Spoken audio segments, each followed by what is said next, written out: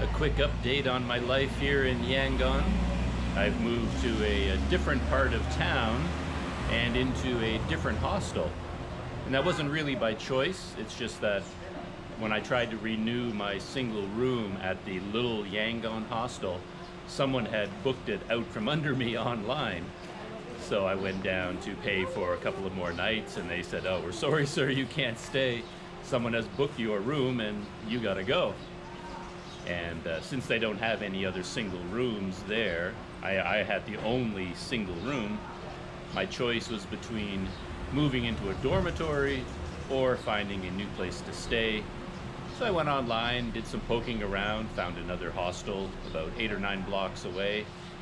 And here I am at the NZH Hostel, or if you're Canadian, NZH Hostel. I don't know why it's called NZ. I haven't asked yet. And there's the building over there. There's the door. Rooms are on the upper floor. I'll give a tour of the place later on and show my new room. When I first got here, I got here yesterday. I've only spent one night here. And when I first got to this neighborhood, I was kind of disappointed in it. I like my old neighborhood better. Just got a lot more in the way of restaurants and cafes and all kinds of interesting things going on the street. And there really isn't much happening here. At first, I thought that anyway. You can see the street behind me. It's just largely residential. But in the short time that I've been here, I keep finding more and more interesting little places. And I don't really need a whole lot. You know, I don't need 20 restaurants in a neighborhood. I just need 1 or 2 that I like. I don't need, 15 coffee shops. I just need 1.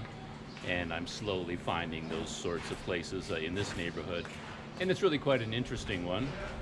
Like right across the road from me here, you can see some of the interesting old buildings here. And most of the alleyway, is made up of old residential units like this. Really quite interesting. And that's my hostel right down there, just past that Arrow King sign. It's not the most pedestrian-friendly alley. I've walked up and down here 6 or 7 times already. And it's so narrow. It's just enough room for one vehicle basically to pass through. And as you're walking along, you keep getting nearly run over by vehicles coming up behind you, like that one.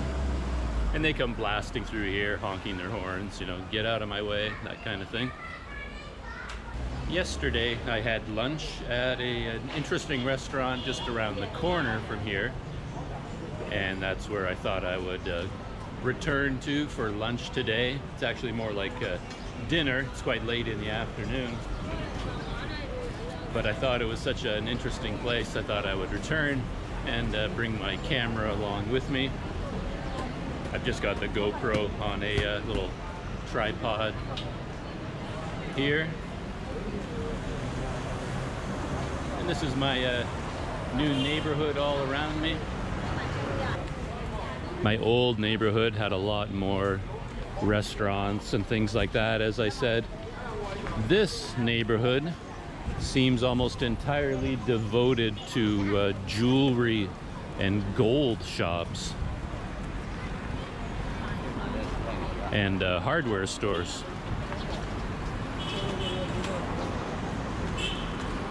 But I've kept my eyes open as I've walked around, and I keep finding new little interesting shops and places to explore. And here is the oh, yeah, it's right here. This is the restaurant that I found the other day. I think they've dealt with foreigners in the past, because when I sat down, they kind of knew exactly what to do with me. They brought me to a special table, and then they found an English menu, quite an extensive one, and I could choose meals from that menu. It was quite a funny experience because I really didn't know what to order, and I have the knack of always picking the wrong things. And in this case, I ordered 3 dishes and a drink, and of the 3 dishes, 2 of them they didn't have. They couldn't make those dishes anymore for whatever reason. no ingredients, or maybe they never made them ever. So I had to keep ordering different dishes, and I ended up with 3 huge dishes.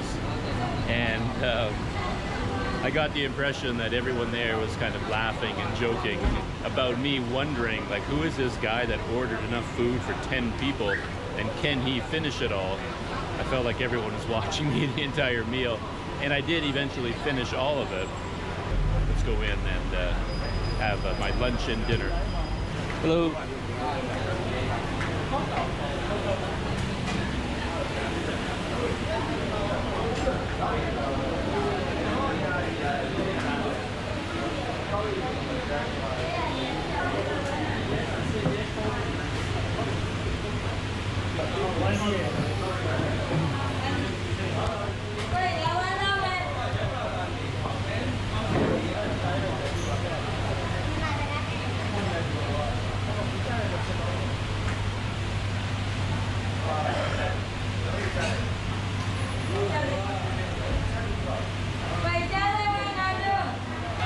So here's the restaurant.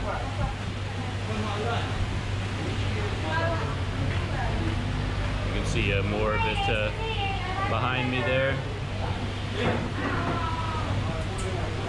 And I got the same big menu from yesterday. I'm not really sure what kind of food it is, whether there's a lot of Chinese dishes, maybe some local Myanmar food, I really don't know.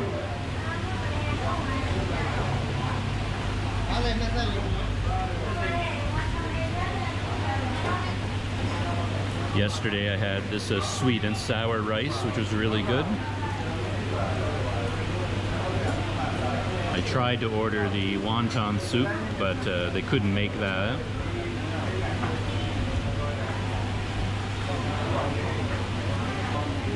Yeah, they have so many dishes here.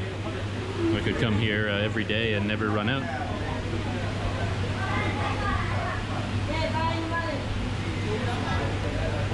Well, I'm going to try something different today.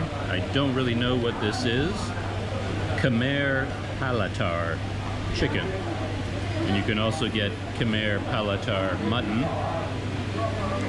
But I'm going to try the chicken one. See what that is. And I think I'm going to get the dry chicken steam. Looks like it's chicken and noodles.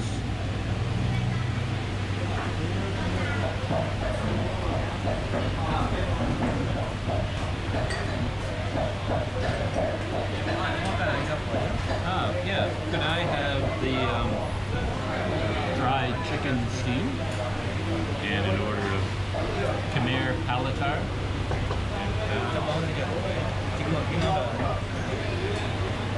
And can you make the banana smoothie, the banana shake? Can you do that? No? Okay. Do you have papaya?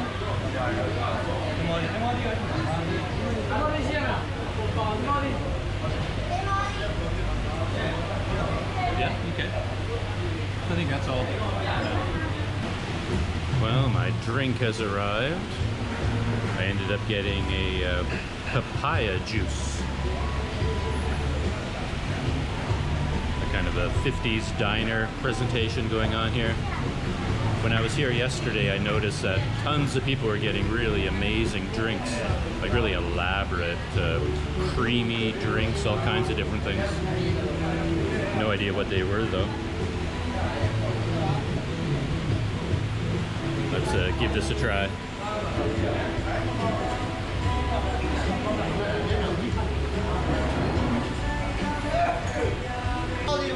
Yeah, it's not bad. It's got a real smooth flavor to it, not too sweet, very light, fruity taste. Just gonna let the ice melt and let it get nice and cold. So my meal has arrived. So this is the steamed, forget what it's called now, noodles and chicken though. And I've already forgotten the name of this too, I better look it up.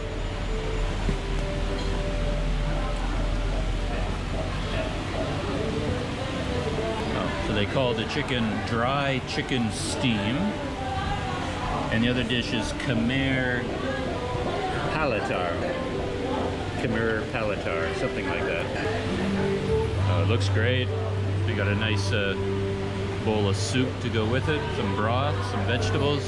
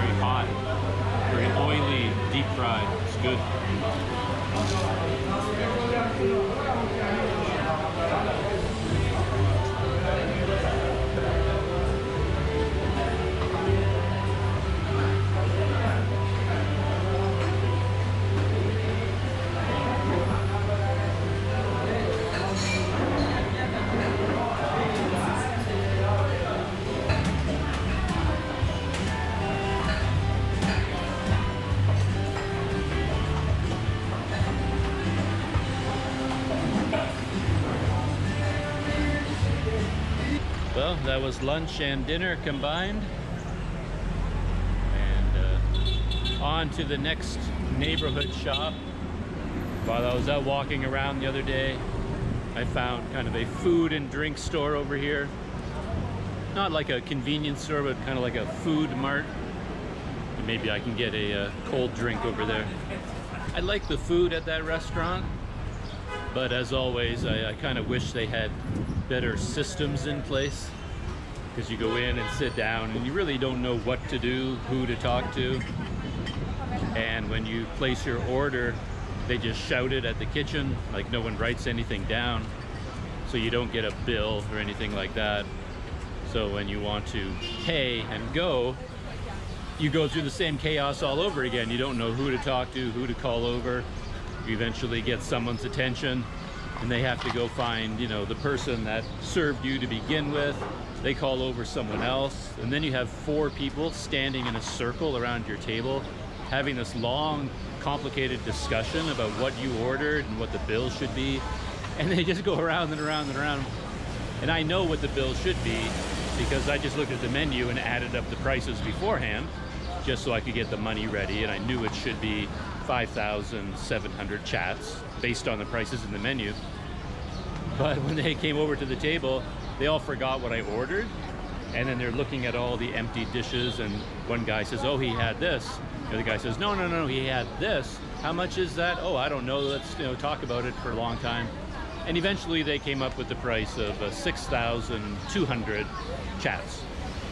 I didn't argue with them, of course, because that would be way too much trouble for very little gain. But I just wish that I could go back to this place and know and have some confidence that there isn't going to be the same amount of chaos the next time, but there will be, again, the same amount of chaos.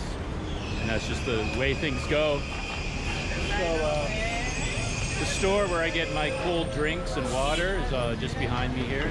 I'm going to go in and see if I can find some soy milk, nice and cold.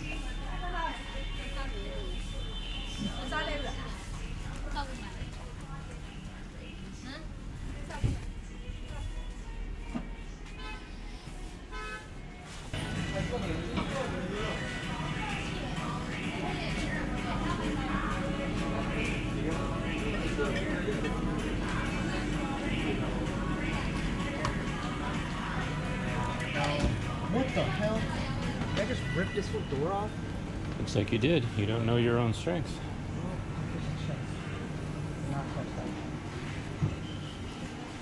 I've got my lac de soy.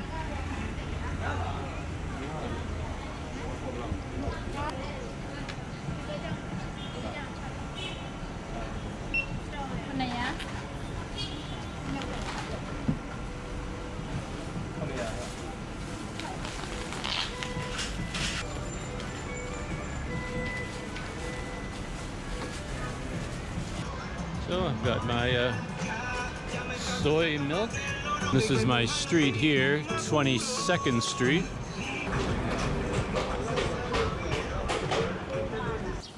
This is where my hostel is located, on 22nd Street.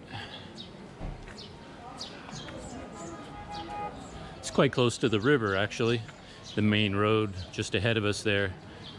If you look just on the other side of it, those big buildings are like dockyards for the river boats.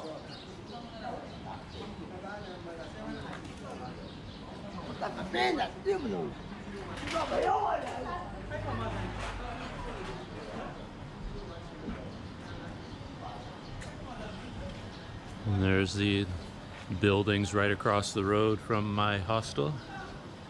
Quite interesting, with the setting sun. And here it is, NZH Hostel.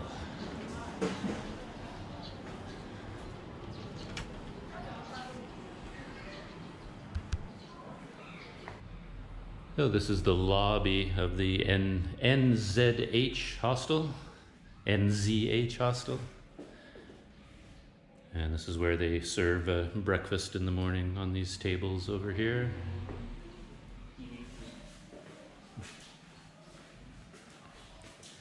And they have a fancy new coffee machine there, and some drinks.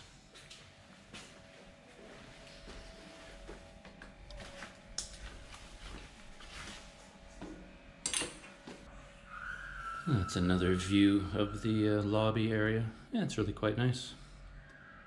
They have some historic pictures of Yangon on the walls there. And this building clearly used to be a residence of some kind. I mean, it was never meant to be a hotel, so they had to do a lot of fancy building and adjusting to get some rooms in here. So it's a little bit of a mixed bag as far as that goes. There are some rooms down in that direction. And very narrow, very steep stairs to get up here. And you could even go higher yet. And they have another very narrow set of stairs. They have some single rooms up there. My room is this one here. The Bagan room. And it's actually right across from the bathrooms. It's all shared bathrooms. They have 3 toilets here, and then 2 shower cabinets, like this one here, and some mirrors and sinks over here. It's not really the best as far as a bathroom setups go. These cubicles are extremely small, and the thing I dislike about them is that there's no wall going up to the ceiling, so it's really just a short barrier between each one, which doesn't offer a whole lot of privacy. As you can see, it's all open across the top. That's a very common style in Asia, but I never like that. And here we are in my new home away from home. It's a very simple room, you know, nothing that fancy, but it's quite a bit bigger than my last room, as you might be able to tell from that perspective. So got a double bed with lots of floor space around me here. So it's kind of nice to have a bit of room to spread out in. Has an air conditioner, which works really well. And they have some nice touches that I really appreciate. You know, just little things that make a place more livable For example, you know, beside the bed, there's another switch there that controls this very low light. It's kind of like a night light.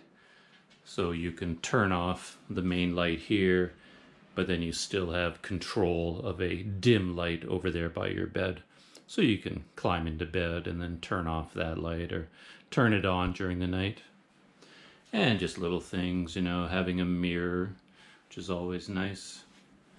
And a little table there to get organized with. So that's it. Yeah, they serve a really nice breakfast in the morning. The other hostel had kind of a buffet breakfast where you kind of helped yourself from all the dishes. Here they make an individual breakfast just for you. So you go in and sit down and then they serve you at the table where you're sitting. For my style, I prefer the other hostel because it was just more social. Everything was just open with a lot of sofas and places where people can sit and relax. And you just serve yourself. It just had a nicer, more open feeling.